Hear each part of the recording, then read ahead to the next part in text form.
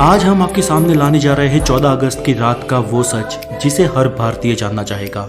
वो रात जिसने हिंदुस्तान का इतिहास, भूगोल, भविष्य और सोच को बदल दिया। वो रात थी आजादी की रात। दिल्ली में 14 अगस्त की शाम से ही जोरदार बारिश हो रही थी। रात 9 बजते बजते रायसीना हिल्स पर करीब 5 लाख लोगों का हुजूम जमा हुआ था। बारिश अब भी जारी थी। रात को करीब 10 बजे सरदार पटेल, जवाहरलाल नेहरू, डॉक्टर राजेंद्र प्रसाद और माउंटबेटन वाइसरॉय हाउस पहुंचे। 14 अगस्त 1947 की रात 12 बजने में कुछ ही मिनट बाकी थे। तब पंडित जवाहरलाल नेहरू ने 2 लाइनें कहकर अपना प्रवचन शुरू किया। At the stroke of the midnight hours, when the world slept, India will be awake to life and freedom. चंद ही मिनटों में 12 बजे और 15 अगस्त का ये दिन भारत के लिए खुशियां लेकर आया।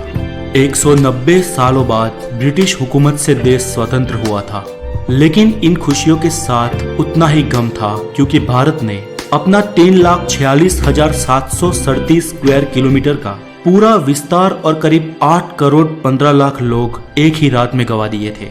देश 2 टुकड़ों में विभाजित हुआ था, हिंदुस्तान और पाकिस्तान। हिंदुस्तान यूं ही आजाद नहीं हुआ। 15 अगस्त के बहुत पहले ही ब्रिटिश हुकूमत का अंत शुरू हो गया था। महात्मा गांधी के जन आंदोलन से देश में नई क्रांति की शुरुआत हुई थी, तो एक और सुभाष चंद्र बोस की आजाद हिंद फौज ने अंग्रेजों का जीना दुश्वार कर रखा था। ऊपर से दूसरे विश्व युद्ध के बाद ब्रिटिश सरकार में उतना दम भी नहीं था कि वो हिंदुस्तान पर अब शासन चला सके। इसलिए माउंटबेटन को भारत का आखिरी वाइसरॉय बनाया गया था, ताकि देश को आधिकारिक तरीके से स्वतंत्रता दी जा सके। अंग्रेजों ने भारत को शुरुआत में 3 जून 1948 के दिन स्वतंत्र घोषित करने का निर्णय लिया था, लेकिन मोहम्मद अली जिन्ना ने पाकिस्तान नामक अलग मुल्क बनाने की ठान ली थी, जिसके चलते देश में कई जगह पर सांप्रदायिक हिंसा शुरू हो गई। बिगड़ती परिस्थिति को देख अंग्रेज भारत को हो सके इतना जल्दी स्वतंत्र राष्ट्र घोषित कर देना चाहते थे, क्योंकि अंग्रेजों को भी भारत को आखिरकार एक टुकड़े में नहीं लेकिन 2 टुकड़े में विभाजित करना था। स्वतंत्रता के लिए दिन 15 अगस्त ही क्यों चुना गया? तो इसमें ऐसा है कि सिर्फ हम भारतीय ही शुभ और अशुभ में नहीं मानते थे, बल्कि अंग्रेज भी उतना ही मानते थे।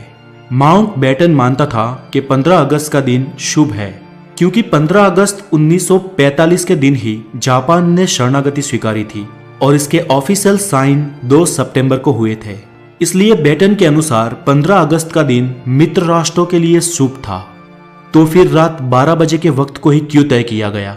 तो इसके लिए भारतीय ज्योतिषियों का मानना था कि वो वक्त देश की स्वतंत्रता के लिए शुभ है। तय किया गया था कि पंडित नेहरू को अपनी स्पीच रात 12 बजे से पहले ही समाप्त कर देनी है और रात 12 बजे शंखनाद के साथ भारतीय लोकतंत्र की शुरुआत होगी। ठीक वैसा ही हुआ। 15 अगस्त की सुबह 8:30 पर पंडित नेहरू और उनके कैबिनेट ने पद और गोपनीयता की शपथ ली। रात की लगातार बारिश के बाद सुबह आसमान बिल्कुल साफ था। लोग बेसब्री से इंतजार कर रहे थे आजाद भारत के तिरंगे को लहराते हुए अपनी आंखों से देखने का। देश के तिरंगे को सबसे पहले जवाहरलाल नेहरू ने रात को 12 बजे ही पार्लियामेंट सेंट्रल हॉल में लहराया था और दूसरी बार सुबह 8:30 पर भव्य राष्ट्रध्वज को जनता के सामने ब्रिटिश राष्ट्रध्वज को उतारकर लहराया गया।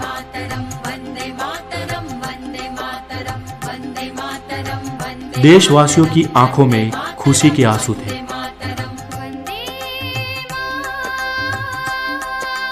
आजादी के बाद 15 अगस्त के दिन ही एक साथ अंग्रेजों ने देश को नहीं छोड़ा। आजाद भारत के कुछ आला अफसर भी कुछ समय तक अंग्रेज ही रहे। 1500 ब्रिटिश सैनिकों की पहली टीम 17 अगस्त 1947 के दिन अपने देश रवाना हुई, तो आखिरी टीम 27 अगस्त 1948 के दिन निकली। दोस्तों, ताज्जुब की बात यह कि लुटेरे अंग्रेज हमारे देश के अतिथि बन के आए हो, उस तरह से उन्हें विदा किया गया। उनकी आखिरी फौज ने जब मुंबई के बंदरगाह से विदाई ली, तब जॉर्ज पंचम को विदाई देने वाला गीत बैंड बाजा के साथ बजाया गया। आजादी से 190 साल पहले भी अमीर चंद और मीर जाफर ने रॉबर्ट क्लाइव का ऐसे ही सम्मान के साथ स्वागत किया था। और फिर क्या हुआ? प्लासी का युद्ध और 190 साल की परतंत्रता। फिर भी हम भारतीय नहीं सुधरे। अतिथि देवो भव के सूत्र को हमने आज भी नहीं छोड़ा। फिर वो अतिथि वाकई देवतुल्य हो या हमें लूटने आया हो। दोस्तों आज के लिए इतना ही, और देश की इस स्वतंत्रता की कहानी को ज्यादा से ज्यादा शेयर करने की आपकी जिम्मेदारी है। और इस वीडियो को हो सके इतने लाइक, हो सके इतने कमेंट दीजिए। और अगर आप नए हैं तो द नॉलेज को जरूर सब्सक्राइब करें और हमेशा खुश रहें। जय हिंद, वंदे मातरम।